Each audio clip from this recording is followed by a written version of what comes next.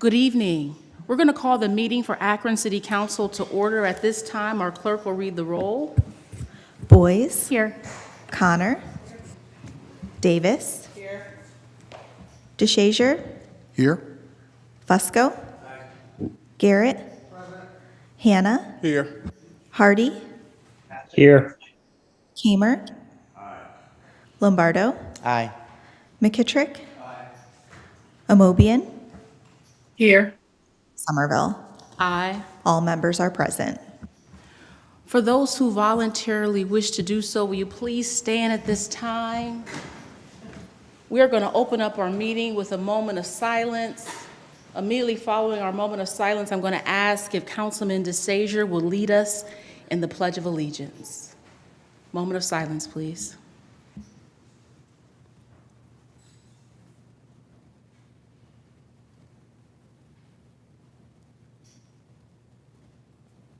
Councilman. Thank you. I pledge allegiance to the flag of the United States of America and to the republic for which it stands, one nation under God, indivisible with liberty and justice for all.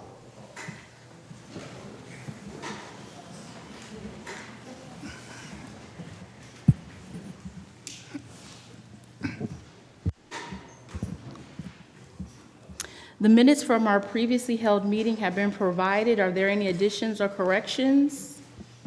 Motion to approve. All in favor signify by saying aye. Aye. Any opposed? The ayes have it. The motion to approve the minutes passes 13-0. We'll now move to our public comment period. Going to ask all those who signed up to participate if you'll please stand at this time so that you may be sworn in by our clerk. Could you please raise your right hand? Do you swear or affirm that the testimony you give will be the truth? If so, please say, I do. Thank you. Thank you. We're going to begin with Donnie Brooks.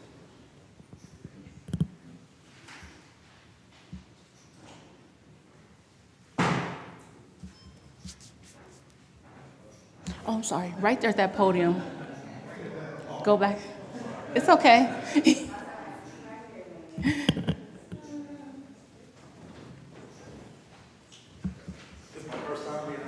It's okay. You do good. Okay.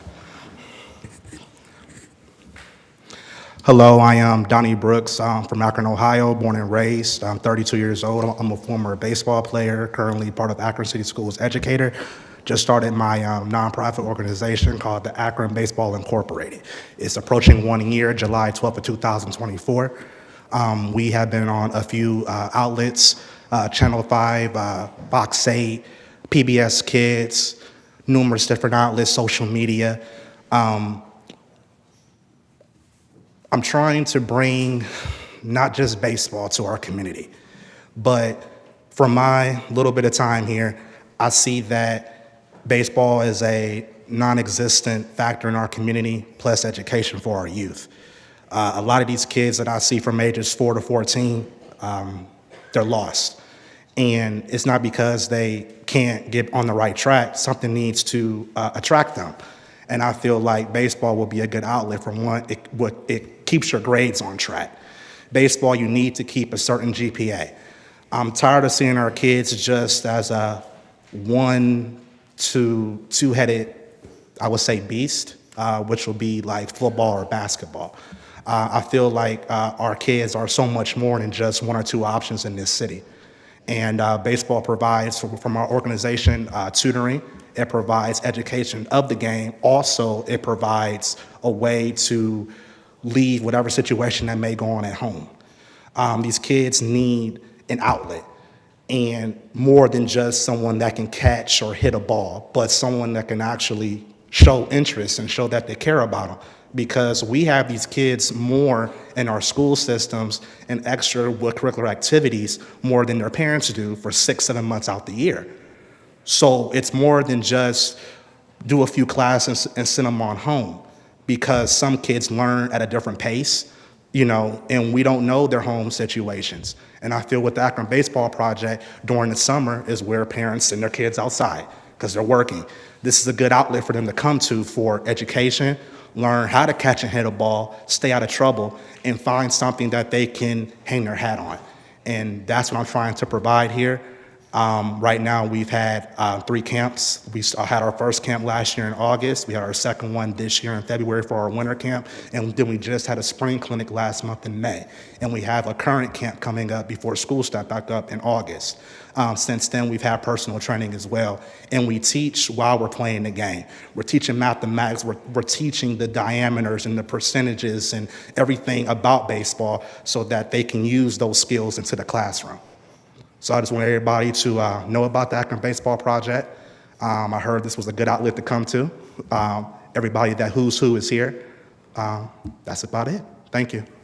Mr. Brooks, thank you so much for sharing, and I'm sure there will be council members who will want to speak to you after. Thank you. Thank you. Mr. Harrington Hargrove?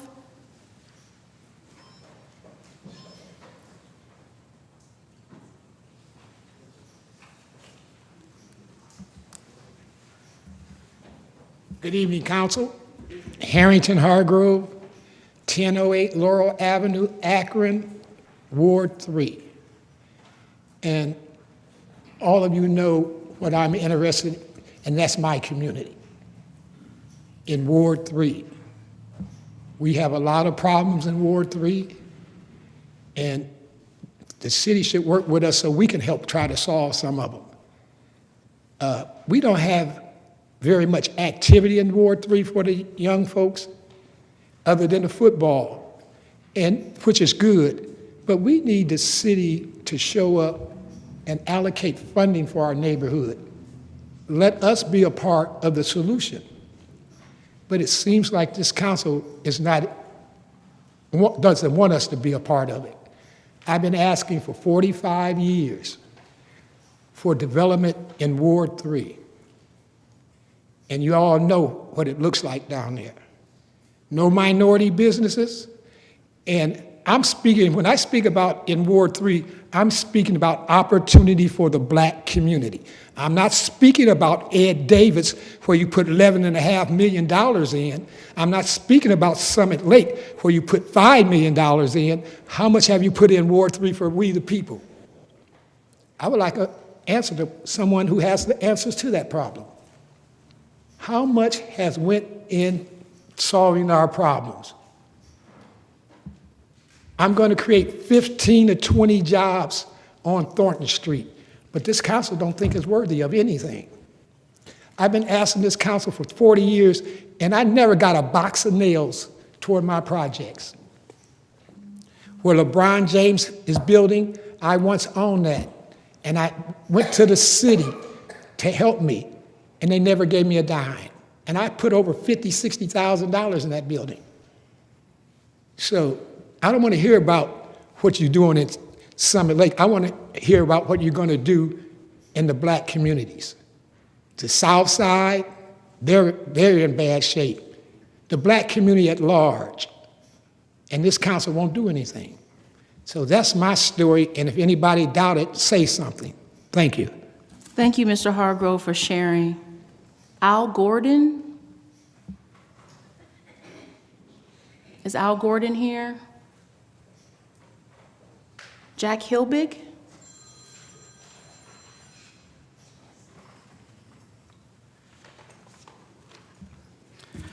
Hi, I'm Jack Helbig, and I live at 401 South Main Street here in downtown Akron. Reason I am here tonight is to express my, actually, infuriation at what happened this past week and with the cancellation of events, but more or less how City Council handled this whole thing. As far as I'm concerned, I found the actions hypocritical, cowardly, and somewhat disrespectful to the community. You send a letter to the mayor via email expressing grave concerns despite no evidence, credible evidence whatsoever, and state that to allow city-sanctioned functions so soon after a tragedy will be irresponsible. Well, the shooting was 2 weeks ago. There were city-sanctioned events a week after. Where was the concern then? Was that irresponsible? Thursday, Joy Park, I understand there's an event there. Any concern about that? Was that irresponsible? Nothing happened. Or is it only irresponsible when there's a minority event happening?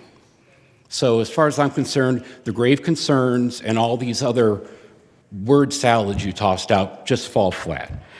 Because if these were concerns, you wouldn't have waited until Friday afternoon to, of all things, email a letter to the mayor and then, make it worse on Saturday by releasing another statement, obviously realizing the blowback that you're facing, whining even more and, mentioning, oh, we're not being, we weren't invited to the presser. You know where the building's at, right? What stopped any of you from showing up to the presser and taking questions? And then you mentioned the violence at the funeral. From what I understand, it was two women arguing. I guess you can count that as violence, if you will. But as far as I'm concerned, you took whatever you can find, threw it up against the wall, and see what can stick. I understand that there are issues in the communities, but your city council members, if there are issues in your community, you were elected to lead. So how about you do that?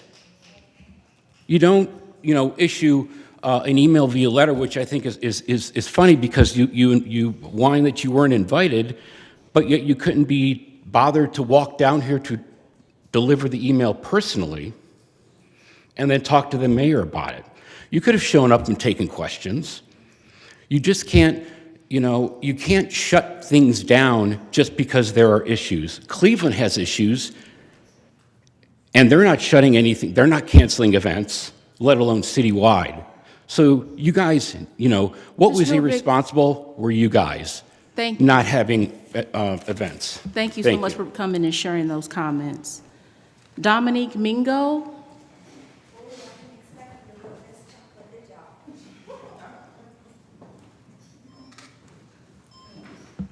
Before y'all start my clock, I would like to pull up my document first. Sure. I did have you guys pass it out earlier. Alrighty. Hi, everybody. I'm Dominique, Chief of the Mingo Indians. We look like this. That's just what I like. A few weeks ago, Ernest came in and he spoke about Akron's 200th birthday. Shortly after meeting, I inquired some time with him about the history that he's going to highlight. He said, well, we're going to be highlighting the history of our town. I said, cool. You're going to be talking about the Mingos who were originally here first and spreading the information. He said, oh, no, that name is derogatory. No one uses that name anymore. So I said, hello, my name is Dominique Mingo, Chief of the Mingo Indians, right? He's like, well, they call them Seneca. No, the Seneca incorporated as Mingo descendants. That's how they got their sovereignty from us. The Choctaw Nation, who they talked to by bypassing us, in their treaty in 1801, we are listed as their principal men and warriors. So it was crazy to me that Miss Blue Eyes wouldn't speak up and say, that name in Choctaw language or indigenous language means chief and leader. And that's why they adopt that name in their tribes. Second of all, that was a big thing to me. Okay. Now that we identified that we are brown in color, it has nothing to do with the Indians at all because you didn't speak with anyone that looks like us. And you're doing another thing by rewriting our history with pens. Let me tell you about the chestnut, which the Iroquois Confederacy finds very disrespectful. In our Constitution, we say don't kindle a fire with chestnut wood or sparks will fly. So they renamed the Mingo Lodge Chestnut, right? Which was wiped out in our state by ink disease. The same thing they're trying to do with our name right now. Not only did they do that, they named it Nuthatch, which is a white-breasted bird. I really thought it was a direct attack after I introduced myself to Mr. Ernest, and the newspaper strategically placed it next to an ad that says, follow our plans for Akron's birthday. One, I think you should change the name back to Mingo. And not only that, I asked that our city council and our government officials now be proactive about our recognition in the state of Ohio, as you have failed to recognize your sovereign at any time, be it by code or by ordinance. I would like for you guys to start doing that so we can get some correct history. And instead of boasting about over $1 million fund to throw a birthday party, how about you fund that $1 million to our bankrupt schools who have no clue of the history here whatsoever? It's about time we make a change. And not only make a change, we actually depict the people that were here. I'm the Mingo. We're the Mingos. We are the Indians that were here first. And that's it. Ms. Mingo, thank you for sharing that information with us. Beverly Bray.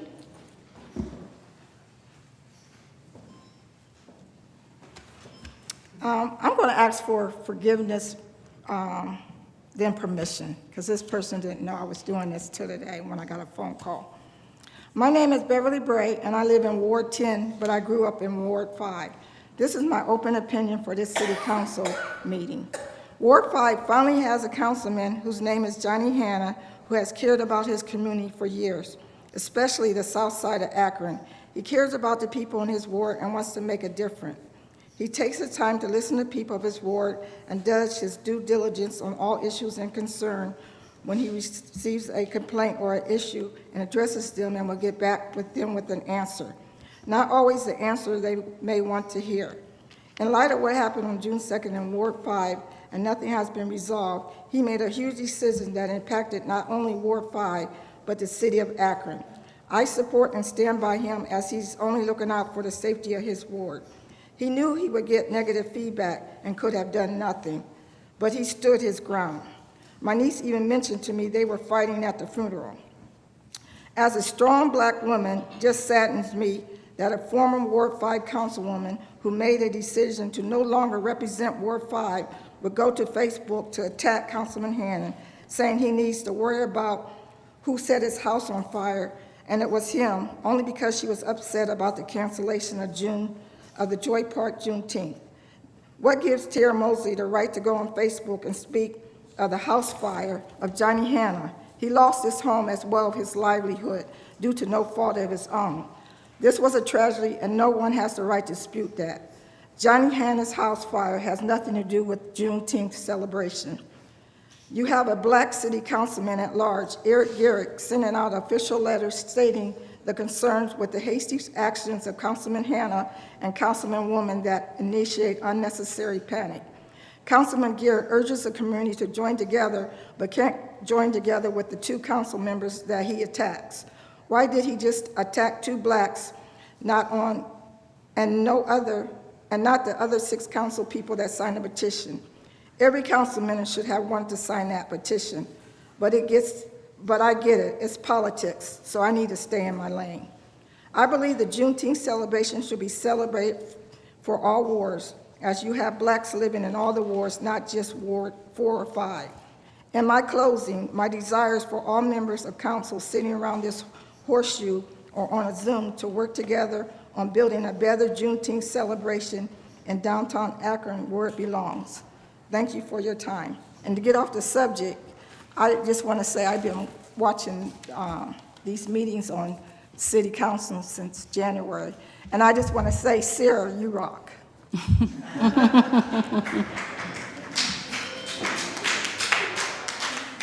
Thank you, Ms. Bray, for sharing. Valerie Moss. Hello, Council. Valerie, you want to pull the mic down just a little bit for you? There you go. Sure. Thank Okay. you. Is that better? That's better. All right, great. Am I my brother's keeper? As Akronites, we have a unique character, which is our voice, which is why we come here to this platform. Whether we agree or disagree, we come here to be heard. Sometimes we come here to validate, and we do disagree sometimes. But to that answer, my answer is yes. I am my brother's keeper. Take the responsibility to look after the well-being of my neighbors and to seek to live and to make a living in a city and in this world. I agreed with your decision to cancel the Juneteenth event in the interest of public safety.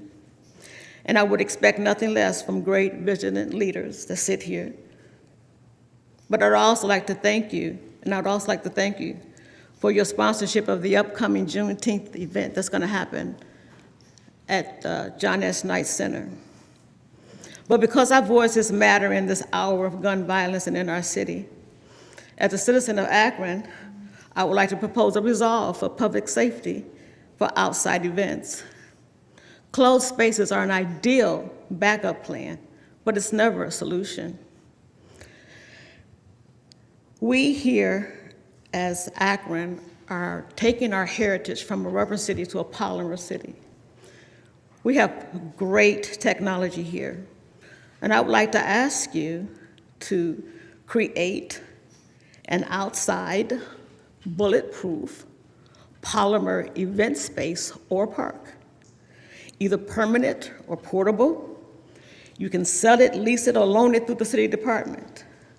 But we cannot erase the events of the past, but we can prepare for our future and for other catastrophic events. We have the technology. Let's put it to use for the people here in Akron. Thank you for your time. Thank you, Mrs. Moss. George Johnson. Susan Yarbrough.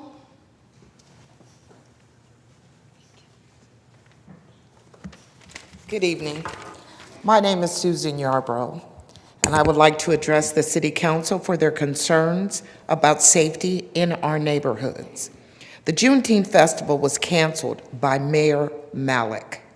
He made the final decision to shut down the festival and music events on city property. We must be proactive when we have large events in the city based on the June 2nd mass shooting in our city that made world news. That is not the way we should want our community to be portrayed. We will be able to have another Juneteenth celebration, but the perpetrators have not been apprehended. They are still on the loose, and it would be different if they were in custody, but they are not, and we can never replace lost lives. It is a chance I don't think we should risk. We must also learn how to respectfully address our council members when we disagree with their decisions for our community. Elected officials and past elected officials must not use social media to make false accusations that are not substantiated. We must try to find a solution that we can all live with. Thank you. Thank you, Mrs. Yarbrough. Mignon Payton. Mignon. Yes, can you hear me? Yes, I can hear you. I am Mignon Patton, formerly of Ward 5. I currently live in Columbus. I hear everyone, my concern is the Juneteenth as well. I'm always a vendor at Juneteenth for the last 5 years, which nothing has ever happened. If I hear people's concern, but I'm concerned that if the June 2nd tragedy, mass shooting, was the purpose of canceling Juneteenth, why wouldn't they cancel it on June 3rd? Why would they continue to have concerts in the park from June 3rd all the way up until Friday evening? I spent a lot of money. I drove up to Akron because I participate in this event every year, year after year, because I love my city. But to cancel at 4:30, 5:30 on a Friday, it made no sense. They had concerts the whole week in Akron. There was one at Joy Park on June 13th. So my concern is, if it was such a big safety hazard when the mass shooting happened on June 2nd, why not cancel Juneteenth events on the 3rd? Because it takes a lot of time and money for vendors to gather items to, and this is like a big day for us. Like we love our community. We support our community. We try to come out to community events. We try to make a little bit of money because times are hard out here. But to cancel the night before, to me, if it was such a big safety concern, you shouldn't have had concerts in the park for 2 weeks after the mass shooting. I'm not quite understanding that at all. So I hear people saying that it was a good idea for Councilman Hanna to cancel, but why didn't Councilman Hanna cancel June 3rd? And then part of Saturday.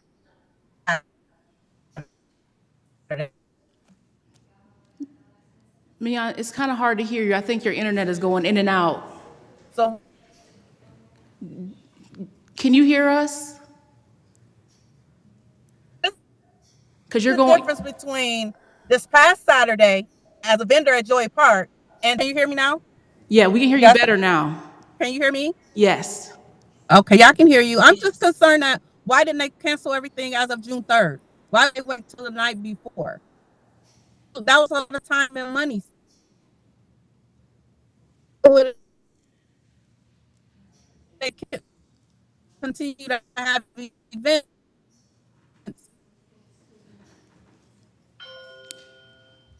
Mignon, I'm so sorry. Your internet keeps going in and out. I was going to give you. And then cancel the night before. It makes no sense. So I get everybody. What happens for the 4th of July? They cancel? Oh, okay. Did you hear some of the things I said? Hello? Mignon, thank you. You're going in and out. Okay, thank you. Thank you so much for your comments, though. Is Janos here with us? Oh, no. Okay. All right. Okay, perfect. Okay, so that concludes our public comments for this evening.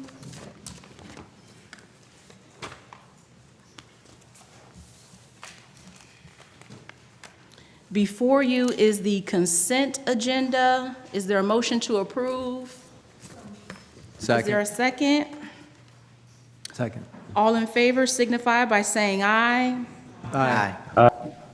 Any opposed? The ayes have it. The consent agenda passes 13-0. We will move into old business, planning and economic development. Councilman Fusco. Time on the agenda? Time will be granted. Public service, Councilman Kamer. Continue time. Time will be granted. That concludes our old business. We'll now move into new legislation. Item number 1, offered by Mayor Malik, ordinance amending and/or supplementing Title III Administration, Chapter 35, Employment Policies, Section 35.02 of the Code of Ordinances of the City of Akron to recognize Juneteenth Independence Day and declaring an emergency. Councilman McKittrick? The committee's report is favorable, and we are asking for suspension of the rules. Are there any objections to suspension of the rules? Seeing and hearing none, the rules have been suspended. This is some basic housekeeping. This came before council before, and it was discovered that there was not actual ordinance that went along with when it came before, so this is just to make it up to date, and we're asking for passage. Thank you. The rules have been suspended. The committee's report is favorable. All in favor signify by saying aye. Aye. Any opposed? The ayes have it. This ordinance passes 13-0. Item number 2, offered by Lombardo, ordinance authorizing the mayor or his designee to enter into a contract or contracts without publicly advertising for bids with Thomas Reuters to access Westlaw ProFlex legal research program and declaring an emergency. Councilman Lombardo? The committee's report is favorable, and we're asking for suspension of the rules. Are there any objections to suspension of the rules? Seeing and hearing none, the rules have been suspended. Thank you. Again, it's a 5-year agreement with West Publishing Company, and it includes 20 licenses for the municipal court, and we're asking for its passage. Thank you. The rules have been suspended. The committee's report is favorable. All in favor signify by saying aye. Aye. Any opposed? The ayes have it. This ordinance passes 13-0. Item number 3, offered by Fusco, Ordinance authorizing the mayor or his designee to enter into a memorandum of understanding with Summit County Land Bank, GAR Foundation, and Greater Akron Chamber for the analysis of sites to determine feasibility of development and declaring an emergency. Councilman Fusco. Consent agenda. This item will be placed on the consent agenda.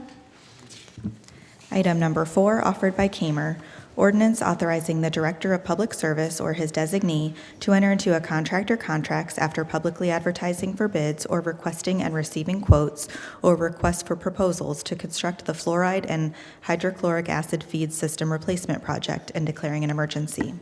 Councilman Kamer. Consent agenda. This item will be placed on the consent agenda.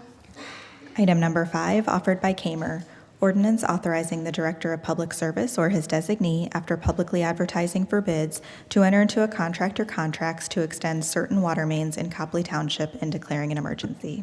Councilman Kamer. Consent agenda. This item will also be placed on the consent agenda.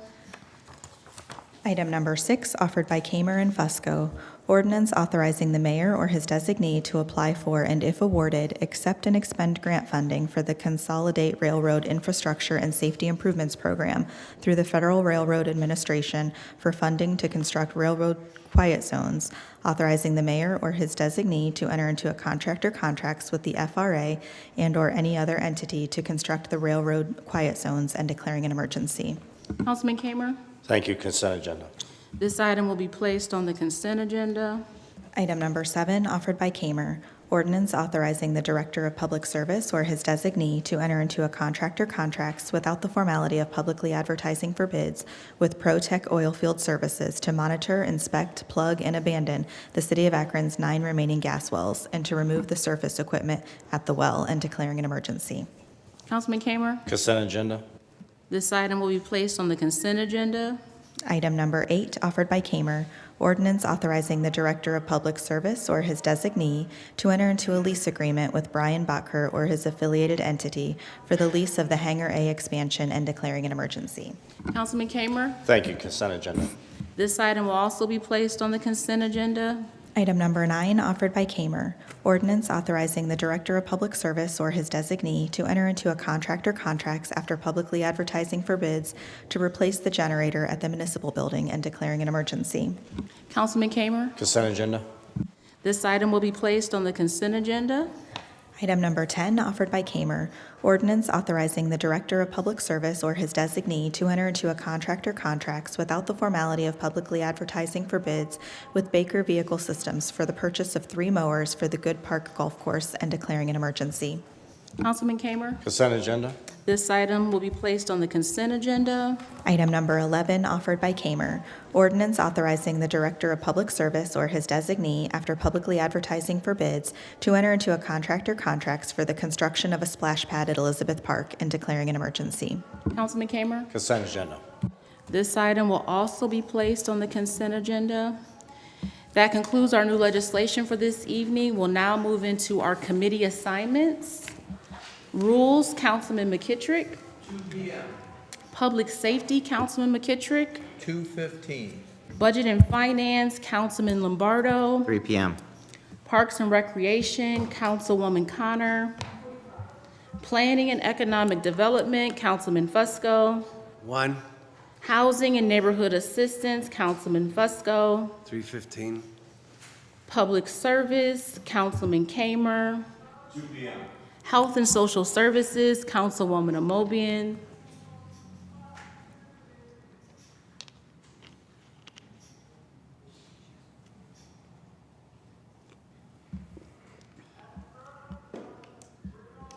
Councilwoman, we'll help you 2:30. 2:30. You're welcome. Is there anything else coming for council at this time? Councilwoman Davis. I just want to first thank, Mr. Brooks, who does live in my ward. We've met on several occasions about his baseball plan. He's got a really great plan, and we'll get together. I had a good weekend. I had a real good weekend. I had a lot of calls, family, friends, and so forth. And you know why my weekend was good? because my heart was in the right place. And let me tell you about the timeline, just a short one, I won't be long. On Friday, I reached out to, I think her name is Fela, that organized the Hawkins Juneteenth. Hey, Fela, what can I do to help you? We're short on cash. So I cashed apped her a personal donation of $100. I also sent a check,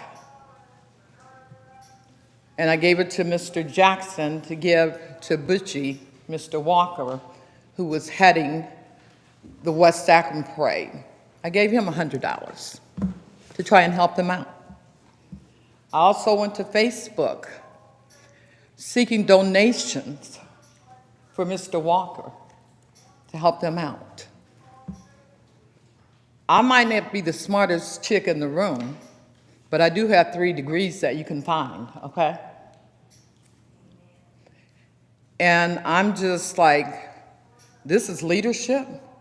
I read every comment that was made, and I'm like, this is sad. Because anybody could have picked up the phone anytime and called me, and I would have told you what my position was. It was never my intent to have this event canceled. That letter, for me, was a letter that was going to be for the record in the event that something occurred. Now, as far as the press conference, I knew nothing about the press conference. I was at my great-grandson's pre-K graduation. I leave there about 7 o'clock. I get home and I notice that I have missed a call from a well-known person in this community, and I don't drop names, okay? So I called them back. They asked me, are you going to the press conference? What press conference? They told me what it was, so it was too late, so I go in my home and I watched it. It's okay. This is not how it really transpired, okay? Then I heard a comment that was made about Johnny Hanna, which was a lie, because I was in the room, okay? It was a bald-faced lie, and I will stand here and I will say it. We need to stop this. We need to stop this. Now, Mayor Malik has the right to invite who he wants to his press conferences. I get that. But the problem I have, and hopefully he and I and his staff can talk about this so we don't find ourselves in the same space going forward. You had met, and I only found this out on Friday, you had been meeting with the event organizers. I'm the ward council person.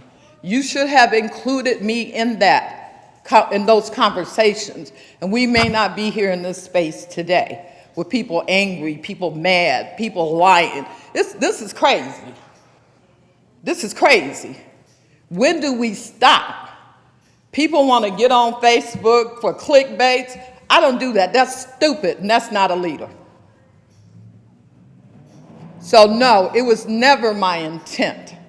I even ordered clothes. I started to wear the outfit and bring my grandkids, because I ordered outfits for them to wear to the Juneteenth.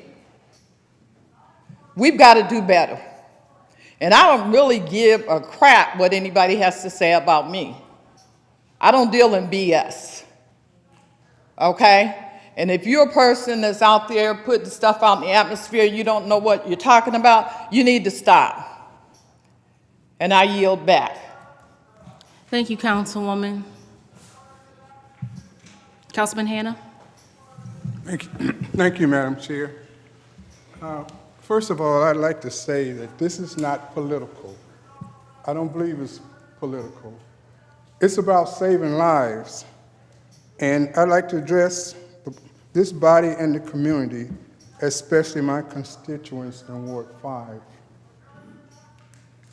It is crucial that the people understand my position today and every day has been and always will be safety and security of the people. From June the 2nd, when the tragic mass shooting happened today, I have invested in identifying ways to help the residents affected and find ways to prevent another tragedy from happening again. Unlike urban crime and shootings, there was a mass shooting. There was a mass shooting in our community here in Akron. Everyone knows this is my first year on council, and I'm enjoying the ride. But I have invested in preparing myself to be ready to lead on day one of my term.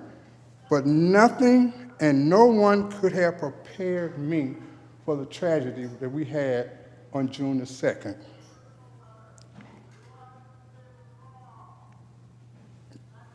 This shooting has rocked the soul of our city, and it highlights needs and weaknesses of all levels, and the glaring need for more effective responses from city leadership and safety forces. It was my hope that the East Akron June Festival would go forward, but unfortunately, council was not able to get a concrete information from the mayor or the police chief and how we would ensure the safety of the attendees. This event was one block from the mass shooting, and the mass shooter is still on the loose.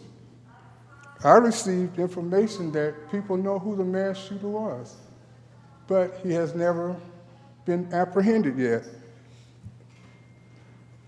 Without an arrest and having 28 citizens shot and 1 killed and 2 more clinging and fighting for their life, I needed as much assurance that no other people would be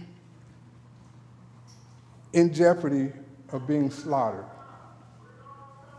The mayor's office has stated they had a solid plan, but they never provided a plan to me and council.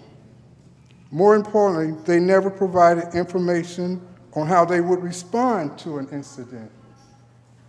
Whatever conversations were had regarding the safety of East Akron, the council members were never consulted or included in the conversation.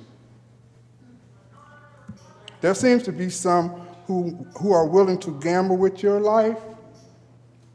I'm not going to gamble with your life.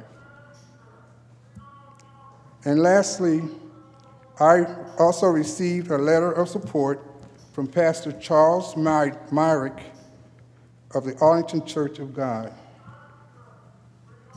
You know, we think about the people that would be attending the festival, but what about the vendors' lives also? What if the festival had went forward and some of the vendors would have gotten hurt? You know, I understand that they lost money, but what about if some of the vendors had came from Columbus, California, and there had been a mass shooting? Mass shootings, they just don't, they're not told that it's going to be a mass shooting. Mass shootings happen at a flicker of a moment. And so we must ensure in the future that we have security, number one, that we don't have 3 people on the east side and 4 people on the west side. Because as you know, and if you've ever had the need for our police, I can call the police now, and it'll take them 3 or 4 hours to get to the residence or reach where you're at, because there's a shortage of police in the Akron area. And I would not have wanted to have an incident where there was not enough police officers. Thank you, Madam Chair. Thank you, Councilman Hanna. Councilman Fusco? Yes, thank you. We all know, and did some additional research, I guess, in terms of this problem. We know it's national. We know it's statewide. We know that it's primarily, though, an urban problem, a city problem throughout the United States. So did a little bit of digging. The Pew Research Center conducted a survey in 2023, which indicated that 6 out of 10 adults agree violence is a very big problem in the United States. 61% say it's way too easy to obtain a gun. 58% favor stricter gun laws. Also, information that's been gathered by the, it's a publication called The Trace, whereas we've seen in 2023, federal funds have been, in 22, $438 million to cities to address the gun problem. Obviously, that's not enough. In 2023, 14 million guns were sold in the United States. And we have passed resolutions here urging the state to just bring in, vote on, not restrictive, totally restrictive, taking guns away from folks, but reasonable gun legislation. We've talked about that time and time again. Also, it's important to note here that last year, if we all remember, back in the fall, a local publication, The Beacon, did a nice 2-3 day story about gun violence in our city, and I went back and revisited that information. And just some things I think we should look at. 11,008 shots fired. The reports cataloged by the Akron Police Department, and details from 421 Summit County death certificates for fatal gunshot wounds since 2019, and that's to 2023. Additionally, I'd like to ask, speak here, I have the floor. The ATF also published information relative to, on a national level. The ATF found that 54% of traced crime guns were recovered by law enforcement more than 3 years after their purchase. Those guns were legally purchased, but were later used in crimes the report indicated. So therefore, a lot of the guns that are out there that are retrieved, 54% were purchased legally initially. Also, Every Town for Gun Safety, a nonprofit that advocates for gun control, reports that households that locked both firearms and ammunition were associated with 78% lower risk of self-inflicted firearm injuries and an 85% lower risk of unintentional firearm injuries among children and teens compared to those that did not lock their guns. Also wanted to point out that here within the Beacon's articles, okay, here we are. Sorry about that. And this is startling.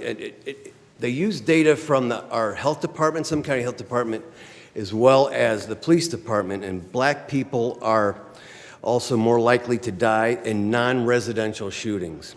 Summit County, this is from the Beacon from last fall, Summit County Public Analysis of 536 death certificates with descriptions on the exact location of a fatal firearm assault showed that black victims were 44% of the shootings on residential property and 56% of the shootings elsewhere. Parking lots, I'm going to ask that you maintain order. Sidewalks, vacant lots, gas stations, and vehicles in the roads. Akron Police and our 911 dispatchers generated 11,008 unique reports of gunfire from January 2019 through May of 23. Akron averages 7 reports of shots fired each day. I guess what this is, we have confidence in our police department and our safety forces. The thing of it is, though, is that this is overwhelming. In every city in the United States, every mayor, every council member is concerned about this in cities all over the United States. And we have done as much as we possibly can. Our hands are tied, but we've got to continue to work to seek support from the federal, from the state. I don't know if we could count on that at all. But there's one thing I just want to end with this, and that is conversations on Friday with Margot Somerville, Jan Davis, Johnny Hanna. I will stand with a ward council person who has concerns about their neighborhoods, about their wards. We do that in planning committee. We lean toward the council person. We've got to listen to the ward council members whenever, anytime, be it a zoning, be it a public safety issue. You're on the ground, you're the closest to it. What we should do is also look at, whenever it comes to these events, you need a checkoff. I don't know if we could do that or not, but I plan on having some discussions with our law department about a checkoff with the ward council person. Thank you. Thank you so much, Councilman Fusco. I want to say, if I can, Councilman Kamer, if it's just okay. On June 2nd, tragedy struck our city when 28 people were shot at a birthday party. Residents in this community have done exactly what Mayor Horgan has asked them to do, and that is to step up and provide information.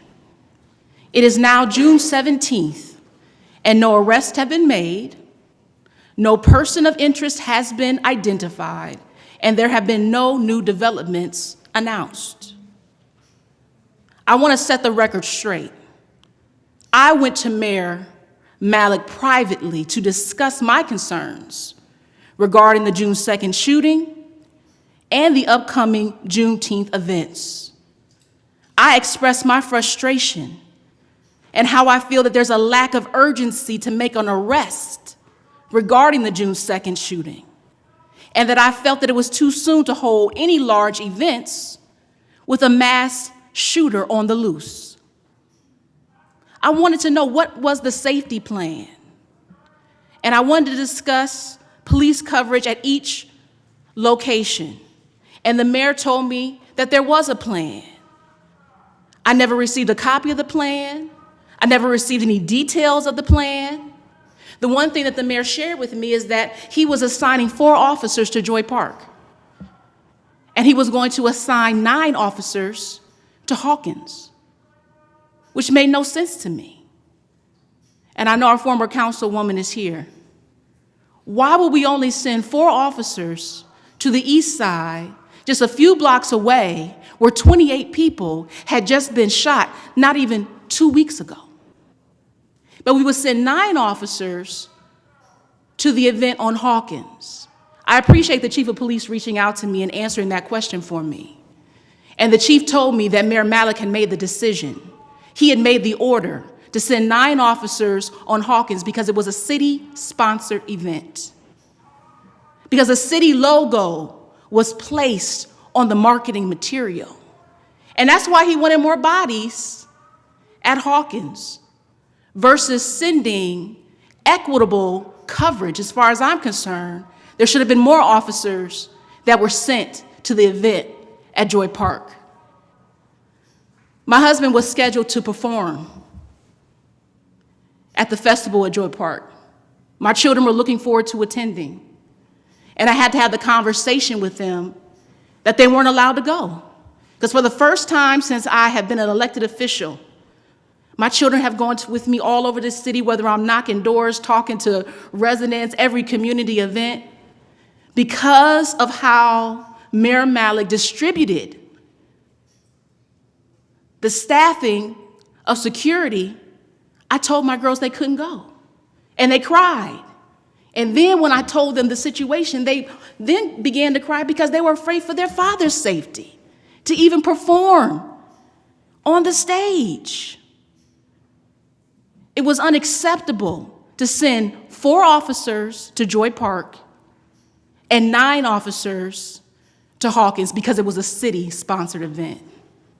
To make matters worse, you sponsor an event on Hawkins, the same site that last year a 15-year-old boy got shot. So we just gonna return back to the site. Nothing has changed. We haven't changed any practices. We haven't changed any policies to make sure that people can be safe. Now all we did was we just put our logo on it and we sponsored it. We gotta do better. We gotta do better. A letter was written to the mayor to address concerns regarding Juneteenth events.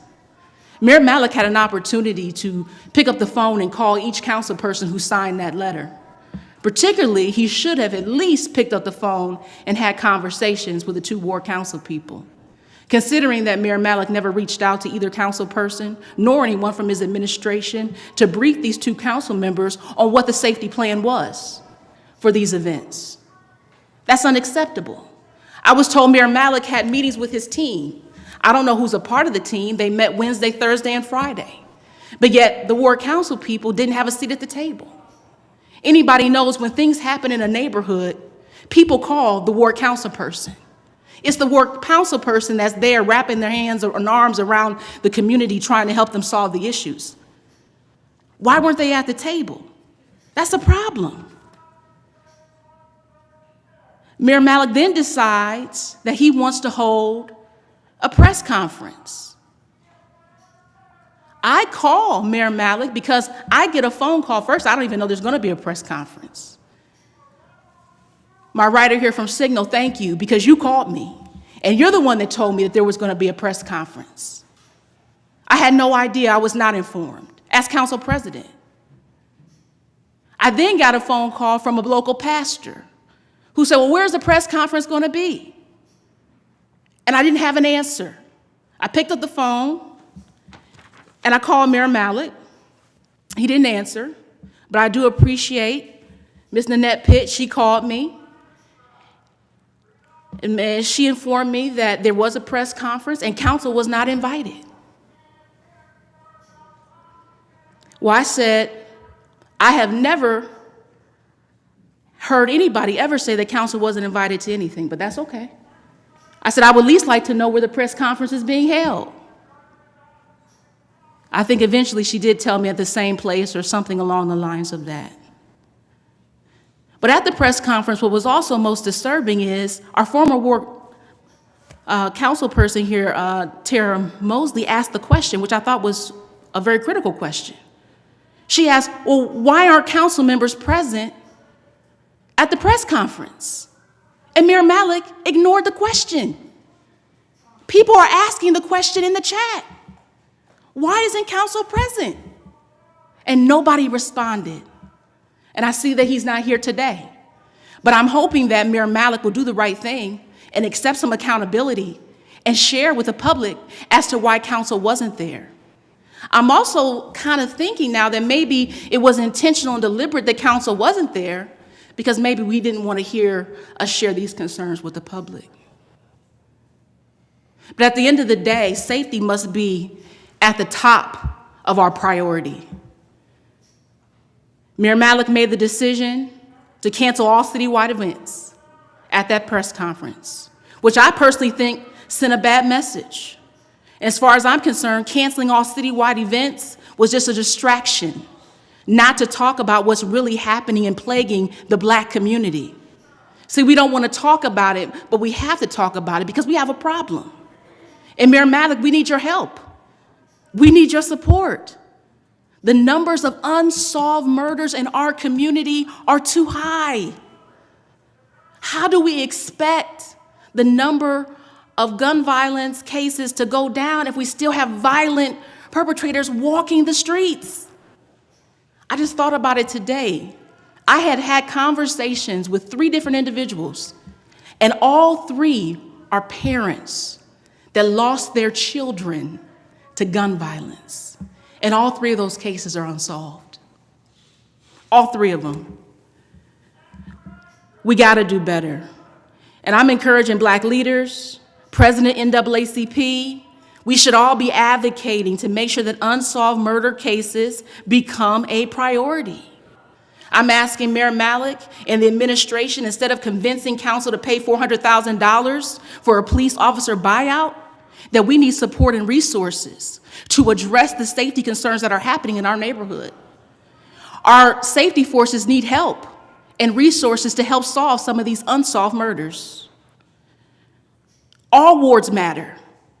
3, 4, and 5 should be able to feel just as safe as any other place in this city. And I want to say, the Juneteenth events could have went forward if we had gotten a commitment from Mayor Malik to provide equitable and more staffing so that our residents can feel safe. We got to do more than just put out a sign-up sheet and ask officers, will you please sign up to work these events? Why didn't Mayor Malik mandate it? Where's our partnership with the county? These are the conversations and things that I want to know. So I just want to say, we got to do better, and safety is our #1 priority, and that is why council penned that letter. That's why I put my signature, because at the end of the day, this city cannot afford to lose not another life in a crowd. Thank you.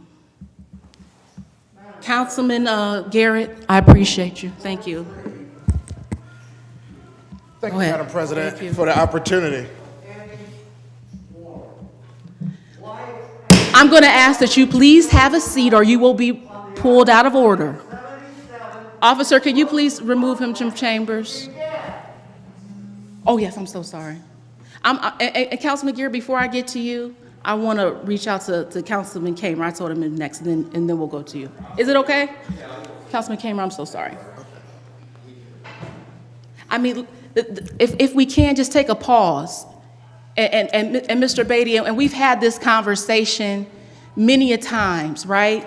There just has to be a level of respect and decorum, and you just can't get up in a public meeting and just think that you can interrupt, okay?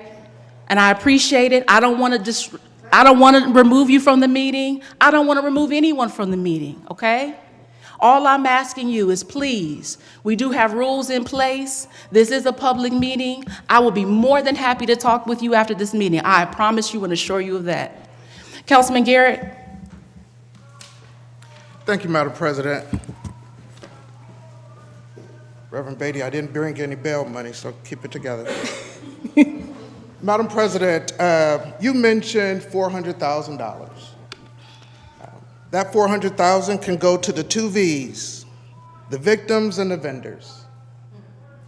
Madam President, that $400,000 can make these folks whole. We have people that's calling my phone from the incident who talked about their medical bills, their expenses that they have at home. I think if we were able to make it real accessible to come up with $400,000 to give to a police officer, if he would accept it, it would probably take place real quick. The same type of conversation should be had for these victims there.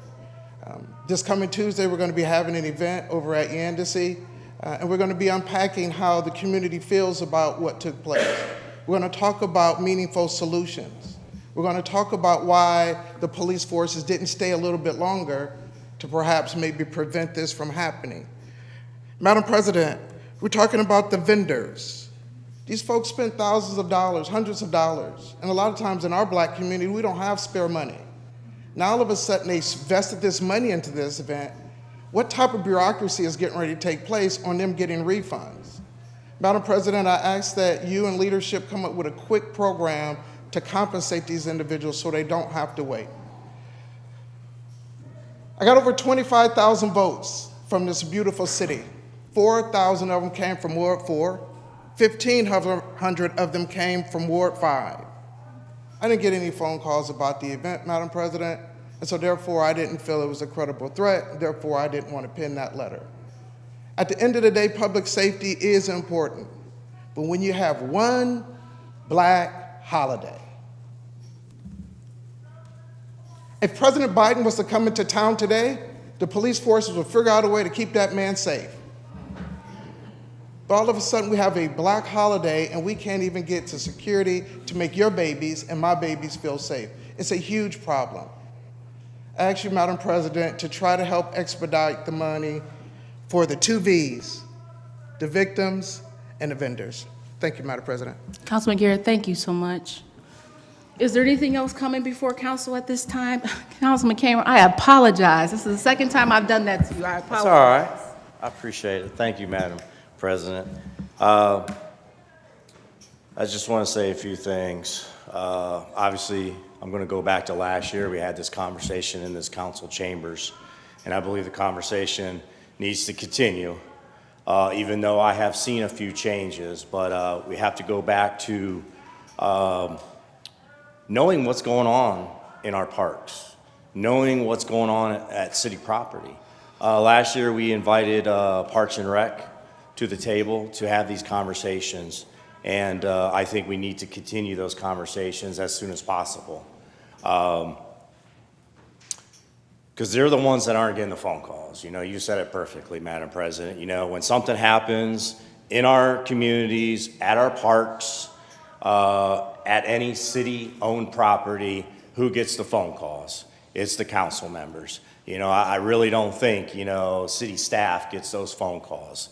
So what I'm asking for is we need to get the Parks and Rec back in here, and we need a seat at the table. Perfect example is I met with a organizer about 3 weeks ago that's putting together an event this Saturday, next month, and in August in Firestone Park. And I appreciate him reaching out to me and saying, I wanted to sit down with you and inform you of what I'm doing here in the park. Everything was already done. City seals on the flyers, city signed off on it, everything's done. Obviously, the number one question I asked him, are you gonna have police or security? He said, no, but we're gonna have volunteers there to, you know, look out and walk around and hopefully, you know, be there to hopefully prevent anything. That's not good enough for me. So what I'm trying to say is we need to be part of that conversation. Like my councilman, or my at-large Councilman Fusco said, do we need to sign off on something? There's a lot of applications that get approved and we don't even know anything about it.